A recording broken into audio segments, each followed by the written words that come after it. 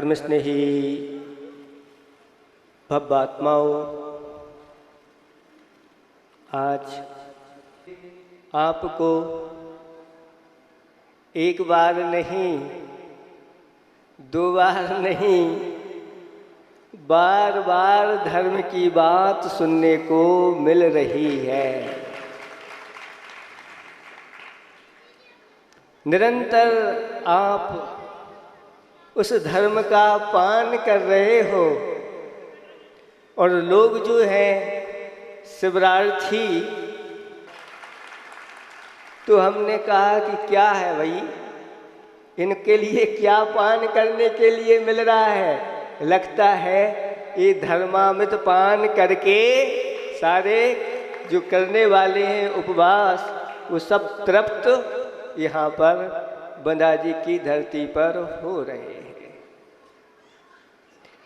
आचार्य भगवंतों ने परिभाषा बताते हुए कहा, सम संतोष जलेण जो धोवरी तिब्ब लोह मल पुंजम भोयण गिद्धि विहीणो तस् सवोच्चम हवे विमलम। जो समभाव और संतोष रूपी जल से तृष्णा और लोभ रूपी मल के समूह को धो डालता है और भोजन में जिसकी गृद्धता नहीं होती उसके शौच धर्म होता है। ऐसा ये धर्म है। इस धर्म को जो धारण करने वाले होते हैं, यह धर्म उन्हीं का होता है जो स्नान नहीं करते। सुन रहे हैं आप लोग, कितनी बार स्नान करते हैं और अपने शरीर को आप पवित्र बनाते हैं। कितना भी आप इसको दिन भर भी स्नान कराते रहो अच्छे अच्छे पदार्थों से, यहाँ तक कि आप चंदन से भी नहाते रहो, तो भी आपके अंदर उत्तम शौच धर्म आने वाला नहीं है। और मुनिराज जो होते हैं वो स्नान भी नहीं करते और उनकी चरण रज को सभी लगाने के लिए तत्पर रहते हैं। आप लोग स्मशान से आते हो तो क्या करते हो, और महाराज आपके चौके में स्मशान से आ जाए तो अहो भाग्य महाराज, हमारा चौका पवित्र हो जाएगा। आचार्य भगवंतों ने कहा कि जिस ग्रस्त के यहाँ मुनिराजों के चरण नहीं पड़ते उसका घर स्मशान के समान है, और जिसके यहाँ मुनिराजों के चरण पड़ जाते हैं वह भूमि भी पवित्र हो जाती है। कितने लोग हैं उनको याद रहता है कि यहाँ पर आज हमारे यहाँ महाराज आचार्य भगवंत इस स्थान पर खड़े होकर के, इस चौकी पर खड़े होकर के उन्होंने आहार लिए थे, जीवन पर्यंत भूल नहीं पाता। ये किसकी महिमा है? शौच धर्म की है, जिसके जीवन में जितना संतोष आता चला जाता है उतना ही उसके अंदर शौच धर्म आने लगता है, या उस शौच धर्म की ओर वह बढ़ जाने लगता है। कल आपके लिए बताया था कि क्रोध अंधा होता है, मान बहरा होता है और लोभ, माया कैसी होती है? गूंगी होती है। तो लोभ कैसा होता है? लोभ कैसा होता है? लोभ नक्कटा होता है। कैसा होता है? नक्कटा होता है। जिसके अंदर लोभ आ जाता है और लोभ में ऐसे ऐसे कार्य कर देता है। एक घटना आप लोगों को सुना देंगे, बहुत मजेदार है। सत्य है कि नहीं ये तो नहीं कह सकते, लेकिन उससे शिक्षा लेते हैं कि लोभ कैसे नक्कटा है।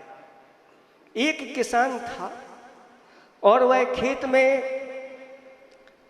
घास काटने के लिए गया और धोखे से उसकी नाक कट गई। थोड़ी सी नाक कट गई, लेकिन अब वो पूरे गांव में किस नाम से प्रसिद्ध हो गया? नक्कटा। अब उस सारे बच्चे लोग भी उसके पीछे लग जाते और नक्कटा नक्कटा कह के सब आनंद लेते। आखिर उसको ये सब सहन नहीं हुआ और उसके मन में आया कुछ ना कुछ अब उपाय करना चाहिए। और उसने प्लान बना लिया कि अब क्या करना है। और वह चौराहे पर गया और सभी लोग उससे नक्कटा कह रहे हैं, लेकिन वह प्रसन्न होकर के ऊपर को देख करके और नृत्य कर रहा है। उसको बहुत आनंद आ रहा है। अब स्थिति बदल गई, अभी दूसरी स्थिति थी। अब लेकिन लोगों को अंदर से जिज्ञासा होने लगी, आखिर है क्या बात, इसको इतनी प्रसन्नता क्या हो रही है। एक व्यक्ति पहुंच गया पूछने के लिए, क्यों भैया इतने प्रसन्न क्यों हो, ऊपर बार बार क्यों देखते हो? इधर आओ, सबके सामने नहीं बताएंगे। और एकांत में उसको ले गया और कहा, किसी को बताओगे तो नहीं? नहीं बताऊंगा। मुझे आकाश में परियां दिखाई दे रही हैं। तुम्हें दिखाई दे रही हैं? वह कहता, मुझे तो नहीं दिखाई दे रही, मुझे परियां दिखाई दे रही हैं।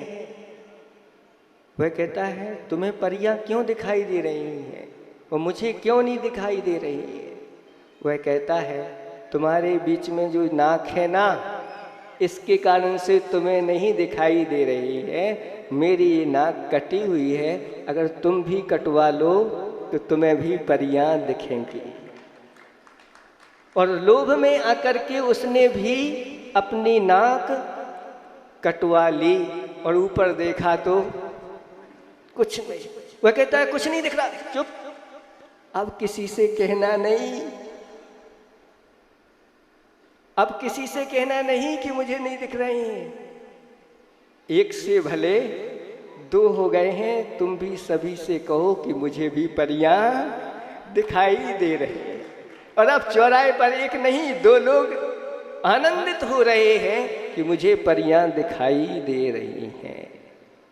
ऐसे करते करते तीसरा भी लोभ में आ गया तो तीसरे की भी नाक कट गई। ऐसे करते करते उस पूरे गांव की नाक कट गई। किसके कारण से? लोभ के कारण से। इसलिए लोभ को नक्कटा कहा है। और लोभ में आकर के ऐसे ही तो हम करते चले जाते हैं। हमारे कुल में क्या मर्यादाएं हैं, उन सारी मर्यादाओं को आज हम गौण करके चल रहे हैं।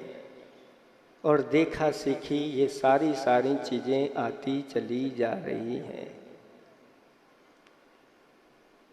ये सब क्या है? हमारे कुल में ये कहा है कि रात्रि में भोजन नहीं करना।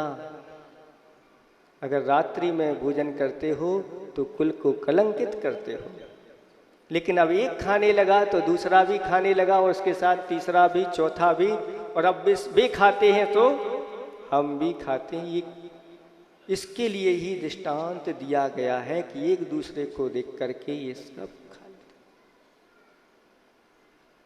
एक घटना पड़ी थी, सुनी थी, एक गांव में हमारा चतुर्मास हुआ था।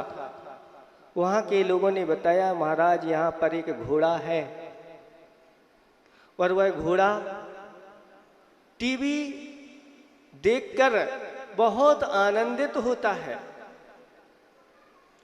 टीवी देखता रहता है, वहीं खड़ा रहता है, और जब टीवी बंद कर दो तो वह रूठ जाता है। भोजन रखो, उसको भोजन नहीं करता, खाने के लिए कुछ तो खाता नहीं, जब तक टीवी चालू नहीं करो। और जैसे ही टीवी चालू करते हैं और वह खाना प्रारंभ कर देता है। हमने सोचा ये मनुष्यों की संगति का प्रभाव उसके ऊपर पड़ गया है। मनुष्यों की संगति में आकर के पशु भी बिगड़ने लगे हैं। अब उन्हें भी आदत पड़ गई है इन चीज़ों की देखने की, क्योंकि वो तो दृश्य होते हैं, उन दृश्य उसको अच्छे लगते हैं और हो जाता है। बहुत सारी चीज़ें हैं जो हम अपनी कुल की मर्यादा को उल्लंघन करके आगे बढ़ रहे हैं, ये सब उसी की कोटि में आ जाते हैं। लोभ निरंतर बढ़ता चला जा रहा है। उस लोभ के कारण से बहुत बड़े बड़े अनर्थ वर्तमान में हो रहे हैं। इसलिए बंधुओं, इस लोभ के ऊपर विजय प्राप्त करो। एक बहुत अच्छी कथा आती है। बरसात का समय है, 7 दिन तक लगातार वर्षा हुई, नदी में पूर आ गया। 7वें दिन जब वर्षा बंद हुई तो उस नगर के लोग घर से बाहर आने लगे, ऊपर छत अथवा महल आदि पर जाकर के बाहरी दृश्य को देखने लगे। राजा और रानी बाहर दृश्य को देख रहे हैं और एक व्यक्ति नदी में जो बहती हुई लकड़ियां आई थी, किनारे पर पड़ी हुई थी गीली, और वह व्यक्ति गया, उन लकड़ियों को इकट्ठा किया और एक गट्ठा बनाया और सिर पर रख करके वापस उस नगर की ओर आ रहा था। राजा रानी ने इस दृश्य को देखा, रानी के अंदर दया आ गई और रानी कहती है, महाराज, आपके नगर में ऐसे दरिद्र लोग हैं, आपको ऐसे दरिद्र लोगों की मदद करनी चाहिए धन आदि देकर के। राजा के अंदर भी लगा कि ये तो बहुत ठीक कह रहे हैं, उसको बुला लिया जाए। और उसको बुलाया गया और राजा ने पूछा, तुम दरिद्र हो, दिखाई दे रहे हो, इसमें कहने की कोई बात नहीं है, तुम्हारे लिए कितना धन चाहिए बोलो। वह कहता है, महाराज, धन की कोई कमी नहीं है, मेरे लिए एक बैल चाहिए है। क्या चाहिए? बैल चाहिए। राजा ने कहा, हमारे राज खजाने में बहुत अच्छे अच्छे बैल हैं, जाओ जो पसंद आ जाए ले आओ। ढूंढने गया लेकिन एक भी बैल पसंद नहीं आया। राजा को आश्चर्य हुआ, आखिर इसके पास ऐसा कौन सा बैल है जो मेरे पास नहीं है। तो राजा उससे कहता है, तुम अपना बैल मुझे दिखाओगे? वह कहता है, राजन, धन हो गया मैं, चलिए आप मेरे घर की ओर चलिए। और राजा को लेकर के वह पहुंचता है और जैसे ही अपने घर के सामने पहुंचता है, उस घर को देख कर के राजा आश्चर्यचकित है कि इतना बड़ा ये घर बना हुआ है इसका, और ये सिर पर लकड़ी का गट्ठा। आखिर बात क्या है, कुछ समझ में नहीं आ रहा है। अंदर प्रवेश करता है राजा और वह व्यक्ति अपने उस घर में बने हुए तहखाने के अंदर राजा को ले जाता है। उस तहखाने में अनेक प्रकार की जोड़ियां रखी हुई थीं।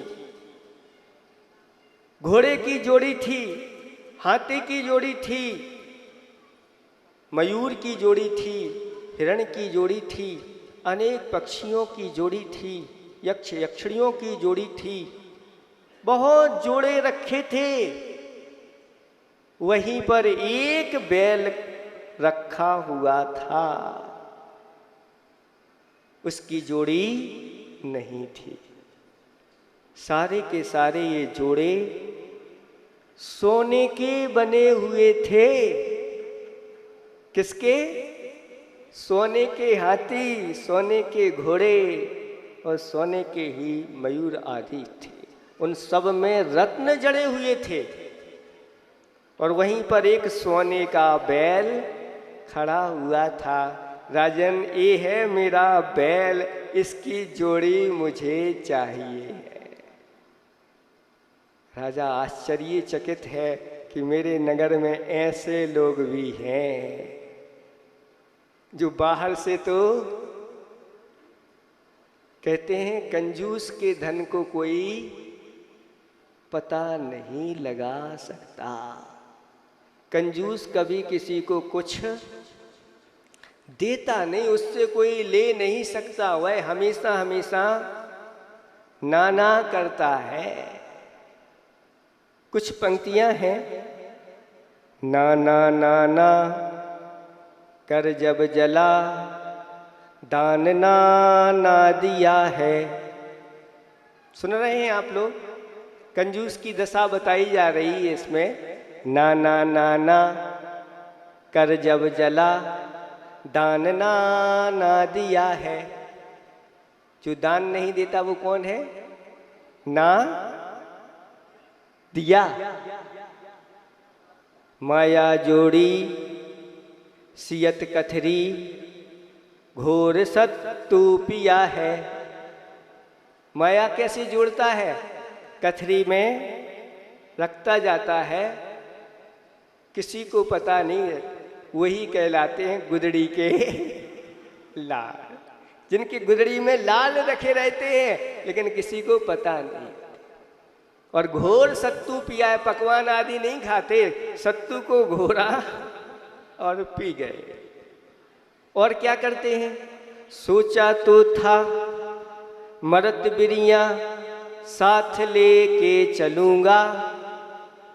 यही इसकी सोच रहती है कि मरते समय में इसको अपने साथ में लेके चलूंगा। मरते समय भी धन के प्रति ऐसी आसक्ति बनी रहती है, वह छूटता नहीं।